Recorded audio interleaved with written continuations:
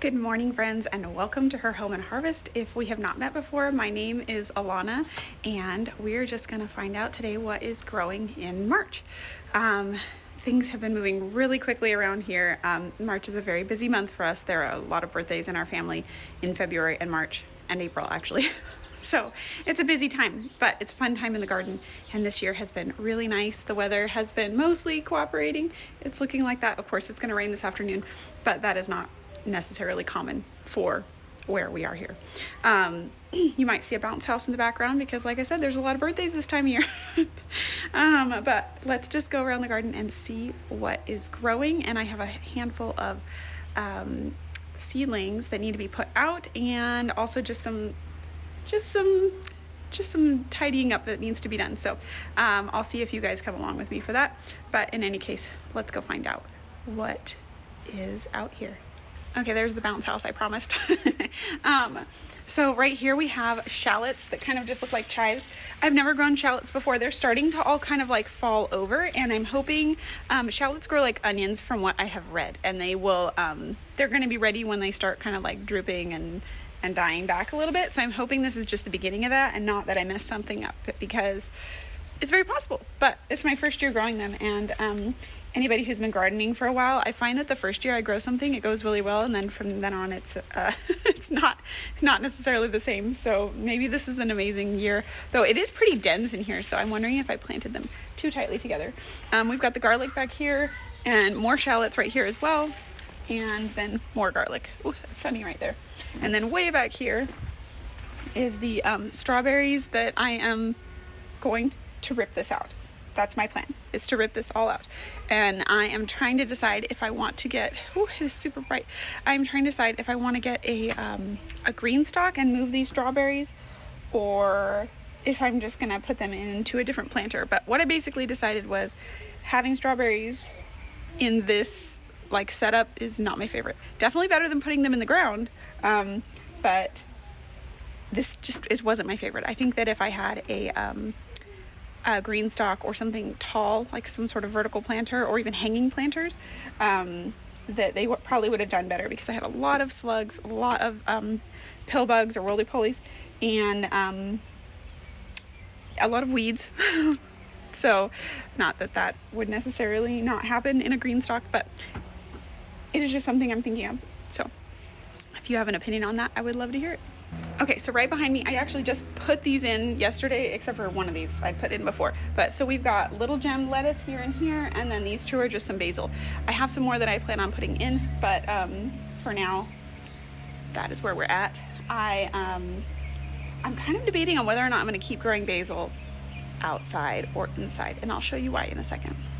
Both of my citrus plants here and here are kind of struggling, so I'm going to try to give them a little TLC with some fertilizer and make sure that they're getting watered well right now. Everything on the patio, ironically, is not getting watered right now because of the rain, because I keep forgetting to water the things that are covered by the patio. So obviously they still need water. And then I really wanted to show you guys this. Let's see if I can get a good picture of it. If you guys can see that, that is the very beginning of a pineapple. So we're expecting to get our first pineapple again soon. And I think this is my last year growing pineapple, but I'm excited that I'm going to get one. And then over here, I can't really tell if that's going to be a pineapple as well this year, but I'm pretty excited that we have pineapple to look forward to.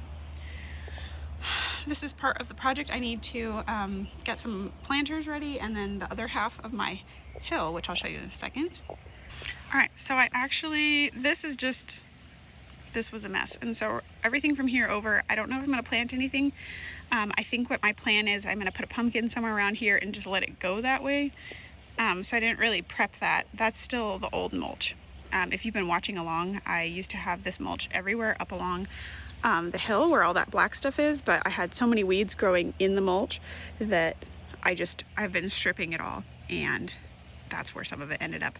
And then what I did down here was I prepped these beds. I added compost, I added some new garden soil, and then I mulched it over with some hay. And then down there I planted some tomatoes, and I have some more to plant today. This right here is a lemon tree, which is loaded with blossoms, and then up there is the Cara orange, tiny but also loaded with blossoms. This is the Eva's Pride peach, which is my favorite peach. But if you look closely, let's see if I can zoom in for you. There is some significant peach leaf curl going on there. So that's what this is. It's peach leaf curl. I treated it for it earlier this year, but obviously not well enough. So my plan will be to keep treating for that year after year. You can see there are some parts of the tree that look mostly unaffected. What you can also see is that I'm still getting plenty of fruit. So I'm gonna need to come through here and thin a lot of this. There was one here, this one branch in particular, I'm definitely gonna need to thin. Look how many peaches are on that branch. Right next to it though is the August Pride peach. That's this. So this is the Eva's Pride peach right here, and this is the August Pride peach right here. And it has a tiny bit, it just has a tiny bit of evidence of peach leaf curl, which it did last year. See that right there? That's peach leaf curl. But for the most part, this tree looks like treating it did a pretty good job. So hopefully I can knock it off of my Eva's Pride by treating it again this year. I had to come up here and show you the apple trees because they're gorgeous. I mean, I'm sure I'm gonna get apples based off the amount of blossoms that are on these, but it's just so pretty enjoying this right now. And the bees are enjoying it. I don't know if you can see that. There's tons of bees all over it, and just, they're the prettiest blossoms. So this is the Dorset Golden. This is what their little blossoms look like. And this is the Anna apple. And they're very, very pretty pink. And it's just really pretty to look at this time of year. This only lasts for a couple of weeks that I get to enjoy this. So when I'm out here, I just like to spend a lot of time looking at these. Now this is the Dapple Dandy. We had talked about this last time, that it wasn't putting on flowers, it was putting on just leaves, but clearly it's starting to put on flowers now, so I'm very excited about that. I'm hoping that means that we will get some Dapple Dandies this year, because we only got like, I think 10 last year. It wasn't very many, but I'm seeing a significant amount of blossoms starting to pop up on this. So I'm really hoping that that is a good sign. Right next to it, it's hard to see, but there are two trees right here. So this is a tree and that is a tree. These are all 2-in-1 plantings. If you haven't been here before, my peaches, my apples, and my pluots are all 2-in-1 plantings. I put 2 trees in one hole. And so on this other side here is my flavor grenade, and it is just barely starting to put on leaves and flowers, but it is starting to. Yeah, so here is from the other side. This is the flavor grenade. You see it's got leaves and a couple of flowers that are starting to pop up. And then next to that, this flavor grenade, that's Dapple Dandy. All right, and since we're looking at the trees right now, I'll keep going. This right here is the avocados I have back here. I have 2 of them. This is a holiday and this is a gem. Sorry, it doesn't look like it's focusing. And these 2 are both really struggling. This happens every year. The rains come, and also they had not the best, I did not take care of them the best last year, so they're struggling. The holiday is definitely struggling more than the gem, so I'm hoping, they both have flower buds all over them, so I'm hoping I might get some this year, but the holiday looks like it might just lose all of its leaves again. That's a pretty significant amount of browning. Let me see if I can zoom in for you. Pretty significant amount of browning on those leaves. It's pretty typical in Southern California for us to get brown tips on our avocado leaves because of the salt level in our soil, but that's a pretty significant amount, so they might just fall off this year. We'll see. Okay, so right here is the other side of my hill, which I clearly have not prepared. Right behind me, it's actually hard to see, but this is all compost. I just composted a bunch of stuff here last year. You can see the pumpkins. Those are still decomposing. Let's see, right there. I'm trying to look at the viewfinder. This is not compost. This is a plant that is growing up through the compost. But I think I might actually leave this area like this. I'm not going to plant anything. Though ironically, if you look, there's potatoes popping up everywhere in here. So I don't know. I might just let that happen. We'll see. Have you guys grown compost potatoes before? I'm not sure how I feel about that. And then this other side of the hill down here, I do plan on preparing it. What is happening right now is there's a bunch of weeds in here, that I'm going to need to get rid of. But there's also some onions popping up because I let some onions go to seed here. And part of me is wanting to let them get a little bit bigger, and then I'm going to dig them up and put them in something and then prep this whole area, and then I'm going to replant them because why not plant onions when I have you know, nature started some for me. So that is going to be my big project. And I almost always forget to show you guys the kale down here, which is doing great. there's actually 2 kale plants right here that seeded themselves, and then we've got this kale plant that's been growing for a whole year now. This side of the hill, though, I wanted to kind of give you a better look at, is just filled with weeds, and that's the compost for perspective. And the other thing I wanted to show you guys, which I guess is not as obvious right now in this video, but when I put down all this weed tarping, the landscape fabric, this last section I put down, I had to buy new landscaping fabric, and it is actually the same landscaping fabric, but somehow the way that I did it, I put this one on upside down. So if you can tell, this is very shiny and the rest of it isn't, and I'm not sure how I feel about that and if it's gonna drive me insane. I don't know, maybe it's not as obvious to you. It's pretty obvious to me. So I'm trying to decide what I want to do about that. Okay, last but definitely not least are my seedlings. So these are all Roma tomatoes, these tomatoes you see here. These are jalapenos, which everything I did, and everything that's already planted out right now, I started from seed, except these jalapenos, I went and just bought them because my husband pointed out that I did not plant jalapenos. So I just decided to hit the easy button. There were 4 jalapeno plants in here and it was $4. So a buck plant was worth it to me. I've got the basil growing back here. I've got more basil growing here, and these are bell peppers that I started. And then this is the beginnings of the summer squash and cucumber. I think, let's see, Space Master cucumber. What's this one? Black beety zucchini. This one I think is, yeah, gray zucchini, and the garden sweet cucumber. A couple of these got really leggy because I didn't realize they had germinated and I didn't have them right underneath my grow light. So you can see this one came out earlier and that's why it's super leggy, but this one came out later and it's looking pretty good. This one too. So just pay attention when your seedlings pop up.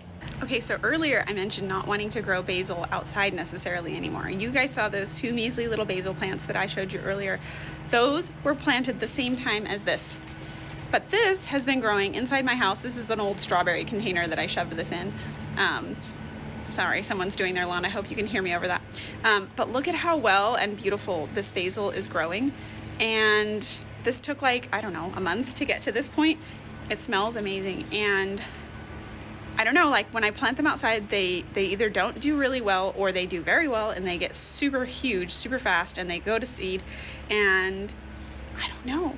I'm just kind of debating. I have a decent grow light situation, and this looks really good. It's healthy.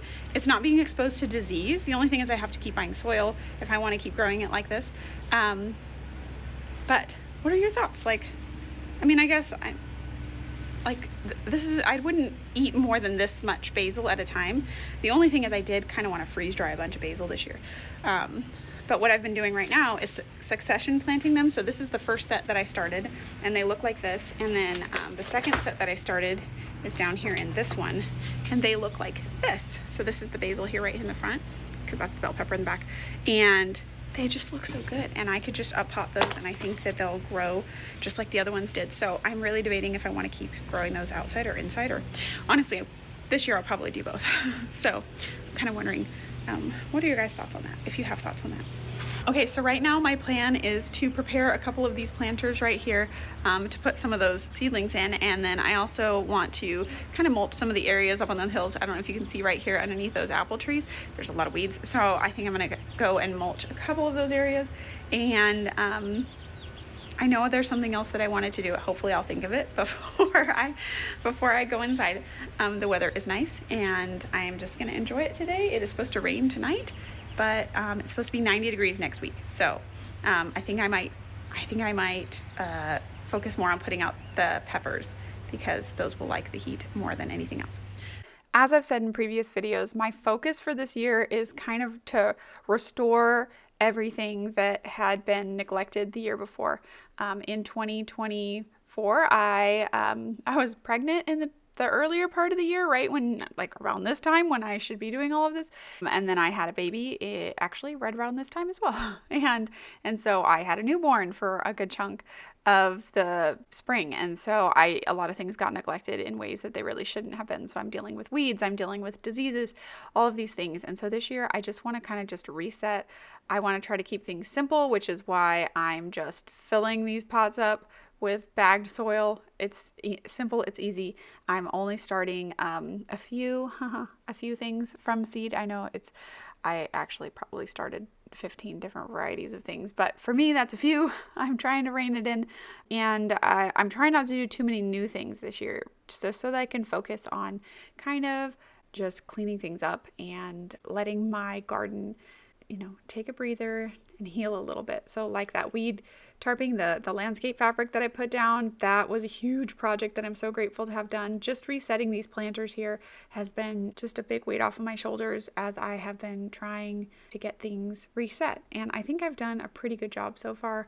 I definitely, with weeds and things and diseases and things like that, it's an uphill battle, but I feel like I am starting the race and I'm making progress, which is huge. So, thank you so much for just kind of joining me along this journey. If you've been around for a while, thank you so much for hanging in there with me through life's ups and downs. I hope that it encourages you that no matter what's going on in your life, and if you just want to get out there or whatever it is that your goal is to be doing, it's okay when life has setbacks. You just, take a step aside and then jump back in and keep going. And that's what I'm doing here. And I've been really grateful that I've had the opportunity to do this. Just to keep this garden over the last few years, and to be able to especially do it more this year. It's been wonderful watching even just the simple things that I've done to heal my garden start slowly working. All right, so as always, thank you so much for watching and for joining along in the garden. I always appreciate having somebody to hang out with out here, and your comments about what you guys are doing are always so encouraging throughout the year and just exciting. You guys grow some really cool stuff that I have not tried yet. So I would love to hear what you guys are doing right now in the comments below, and I hope to see you again in March. Just kidding, it's March now. I'd love to see you again in April, and I hope you guys have a wonderful day. Bye, friends.